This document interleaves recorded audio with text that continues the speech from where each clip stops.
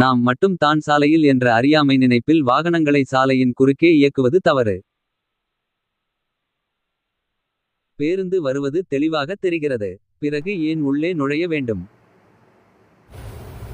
ஏற்கனவே அச்சாலையில் வரும் வாகனங்களை நின்று கவனித்து பாதுகாப்பை உறுதி செய்து அதன் பின் கடந்து செல்ல வேண்டும். இருசக்கர வாகன ஓட்டிகள் கவனத்திற்கு. எந்த வாகனமும் புறப்பட்டவுடன் 60 கிலோமீட்டர் வேகத்திற்கு செல்லாது. ஏற்கனவே அச்சாலையில் வந்து கொண்டிருக்கும் வாகனங்கள் திடீரென்று நிற்க முடியாது. ஏற்கனவே அச்சாலையை பயன்படுத்திக் கொண்டிருக்கும் ஓட்டுநர்களுக்கு இடையூறின்றி உங்களது ஓட்டும் செயல்பாடுகள் இருக்கட்டும். வாழ்க்கை வாழ்வதற்கே நின்று இரண்டு பக்கமும் கவனித்து வாகனங்கள் ஏதும் வரவில்லை என்றால் சாலையை கடந்து செல்லுங்கள்.